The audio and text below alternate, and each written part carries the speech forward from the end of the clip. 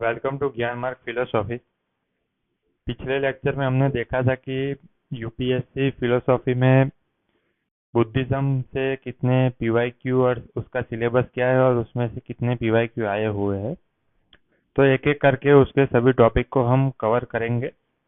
तो let first see the four noble truth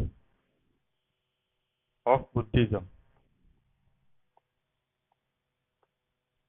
जिसमें से हमने पिछले लेक्चर में देखा था कि सिक्स टाइम पीवाईक्यू पूछे हुए हैं इन लास्ट 20 ईयर्स। ठीक है। तो पहले बुद्धिज्म की एक बैकग्राउंड में दे देता हूँ। बैकग्राउंड में तो ये है कि जो बुद्धा थे, लॉर्ड बुद्धा, उनका नाम था सिद्धार्थ। ठीक है। और उनके पिता का नाम था शुद्धोधन और उनकी माता का नाम था मायावती देवी।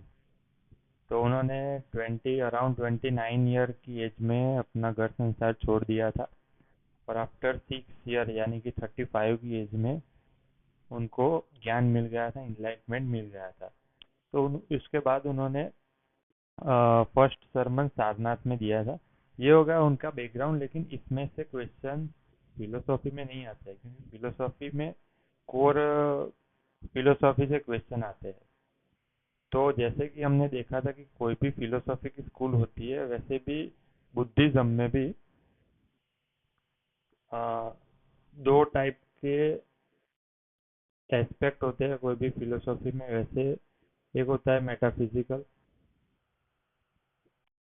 और एक होता है एपिस्टेमोलॉजिकल।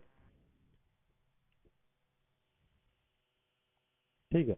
तो मेटाफिजिकल एस्पेक्ट में क्या होता है कि सोल के बारे में, फिर गॉड के बारे में, फिर क्रिएशन ऑफ वर्ल्ड कैसे हुआ है, इसके बारे में चर्चाएं होती है। सोल में रीबर्थ का भी प्रिंसिपल को हम डिस्कस करते हैं। ठीक है। तो जब बुद्धा से पूछा गया कि what you think about metaphysical questions like soul, God, rebirth and creation of world. ठीक है। तो इसमें बुद्धा ने क्या आंसर दिया? Buddha remain silent about this question. तो उन्होंने कुछ आंसर नहीं दिया। तो उसमें जो अर्ली स्कूल ऑफ बुद्धिज्म है, अर्ली बुद्धिज्म की जो स्कूल है, उन्होंने इसका निष्कर्ष ये निकाला कि ये जो हमारा ये वर्ल्ड है, जो अभी एग्जिस्ट कर रहा है, तो ये वर्ल्ड ऑफ एग्जिस्टेंस जो है अभी हमारा, इसके बियॉन्ड कोई ट्रूथ नहीं है। There is no truth beyond this world. इसका ये मतलब निकाला अर्ली बुद्धिज्म की स्कूल ने, ये बुद्धा के साइलेंस का। सो लेकिन लेटर बुद्धिज्म में थोड़ा सा चेंज आ गया। वो बोल रहे थे कि नहीं, इसका मतलब ये नहीं है कि there is no existence beyond this world. But उन्होंने ये बताया कि ऐसा एग्जिस्टेंस को वो डिनाई नहीं करे। लेट मी से कि एग्जिस्टेंस जो है, इसके बियॉन्ड कोई ट्रूथ नहीं है, ऐसा निष्कर्ष नहीं है। No truth beyond this world, ऐसा इस थियरी को लेटर बुद्धिज्म ने डिनाइड किया। ठीक है। तो इसमें मेनली यही है कि बुद्धिज्म, जो बुद्धा थे वो बोल रहे थे कि मेटाफिजिकल क्वेश्चंस में भी आप एक बार उलझ जाओगे, तो मेटाफिजिकल क्वेश्चन में कुछ आंसर देंगे तो उसमें डिस्कशन इतनी ज़्यादा हो जाएगी, उसमें ही हम उलझ जाएंगे। तो इसके अलावा हमें ट्राई करना चाहिए कि जो हमारी ये लाइफ में जो सफरिंग है, उसमें से सेसेशन यानी कि सफरिंग को कैसे हम कम कर सकते हैं या मिटा सकते हैं, उस पर हमें ध्यान देना चाहिए। तो बुद्धा ने ये बोला। ठीक है। तो इसके लिए उन्होंने 4 नोबल ट्रूथ दिए। इसके ऊपर काफ़ी बार क्वेश्चन आया हुआ है, तो इसको हम डीपली डिस्कस करते हैं कि 4 नोबल ट्रूथ में से पहला ट्रूथ ये है कि the world is full of sorrow अथवा suffering. The world is full of suffering. ठीक है। जो पैदा हुआ है इस दुनिया में, उसको सफरिंग होगी ही होगी। The second truth is there is cause of suffering.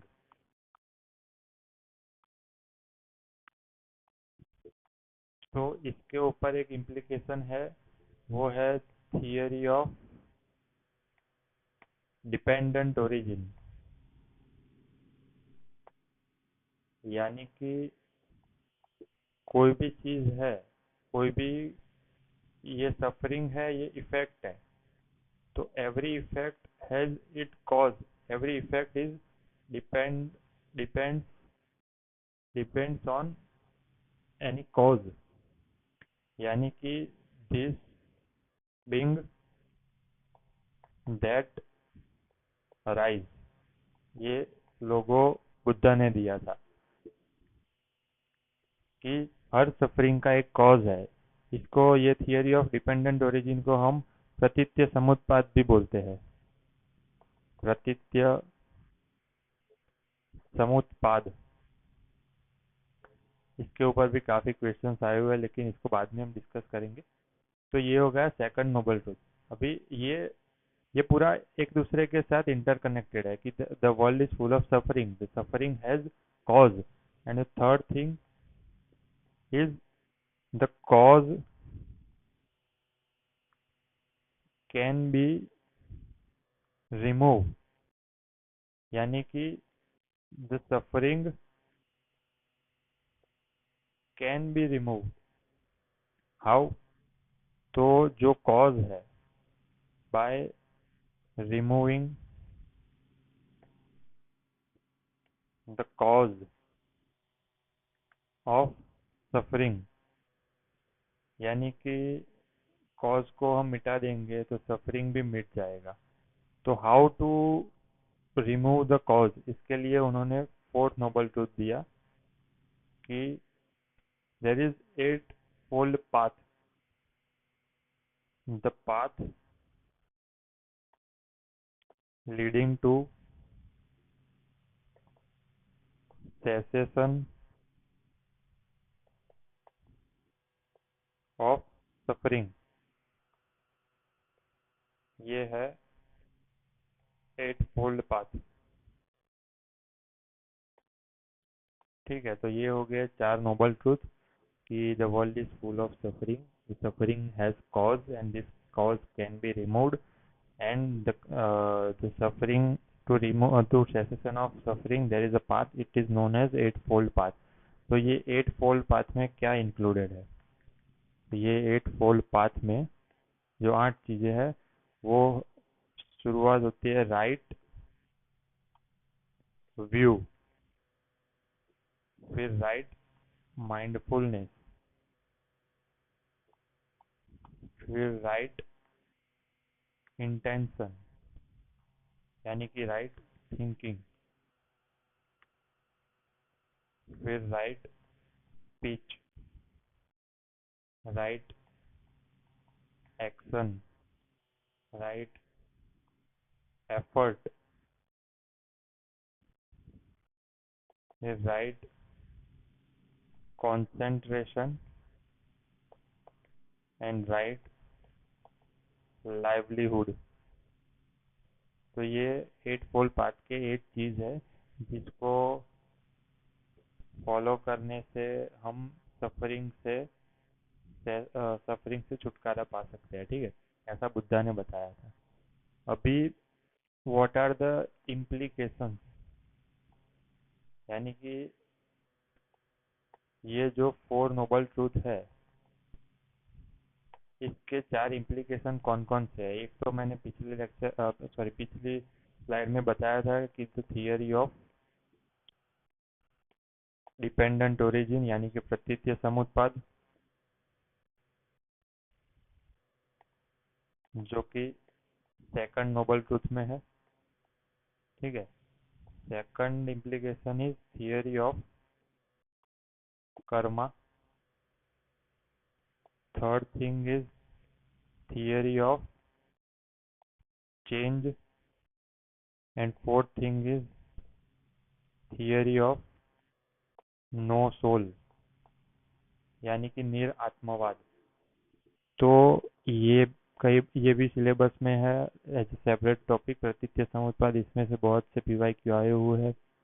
ये है क्षणिकवाद, ये अलग से टॉपिक है, इसमें से काफ़ी पीवाईक्यू आए हुए हैं।